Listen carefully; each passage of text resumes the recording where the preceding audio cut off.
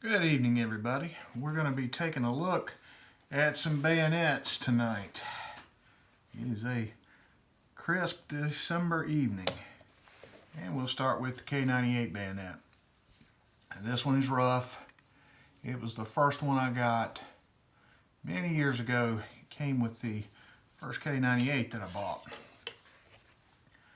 But you can see the blade is not too chewed up or nicked, but it is tarnished.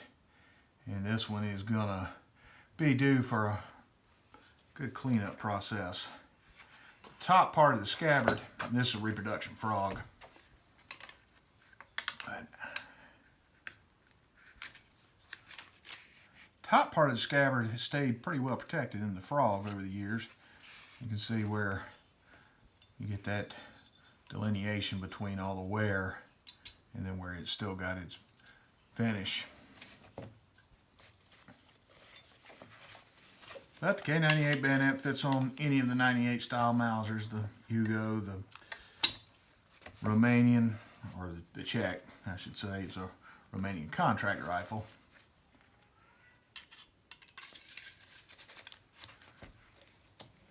And moving along, we'll look at our first pattern AK-47 bayonet. This one is East German.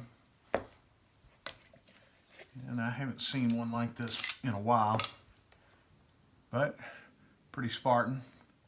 And it connects with that set of hooks on the front there to the old AK-47 style. And then that goes kind of under that front gas block.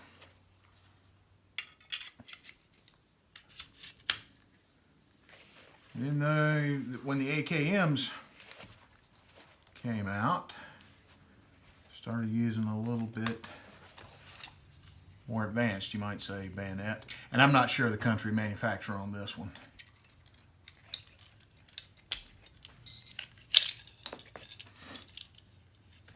And you notice how the belt hook, that's about all there is. I've got a Romanian bayonet, AKM bayonet, that has an actual frog and a belt loop with it, which is a little more comfortable to wear. The neat thing about these, they can be paired together, the scabbard and the blade, and you've got a pair of wire cutters. And I'll admit, I've never cut any wire with this, so I don't know how well it works. And supposedly, this is insulated, so you can cut electrical wire.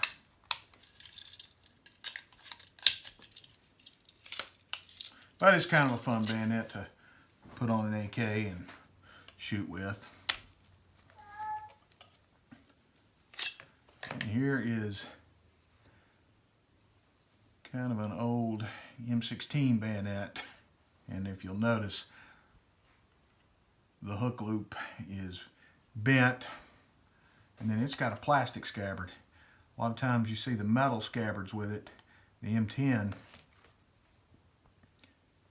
And its method of hooking together is just to press those in and hook on that bayonet lug on the M16 or the M4.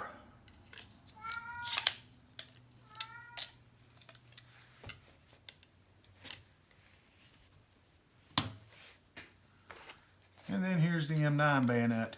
This one, it has that quick attach, and that's on a belt so that you can slide that in and carry it.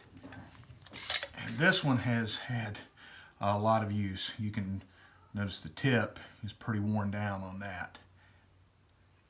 And it has the same style of hooking on. But also, it can be paired in the wire cutter configuration. And I haven't used it as a wire cutter on any great scale, but the edge and the steel are much better on the M9 than the AK bayonet. I still like the AK bayonet, don't get me wrong, but this is a little bit more solid design. They will break under extreme heavy use, but other than a worn down tip, I haven't had much of a problem out of this bayonet. So anyway, thanks for watching. Bayonets are something that I enjoy, and I just like the military look and feel of them, and it's almost Seems odd to have a rifle that doesn't have a paired bayonet. My European Mausers, I don't have the actual country of manufacture bayonets for them. I wish I'd bought them when they were cheap because they've gone up in price. And my Japanese rifles do not have bayonets, not originals anyway. So thanks for watching, and if you like what we're doing, consider giving us a thumbs up and a subscribe.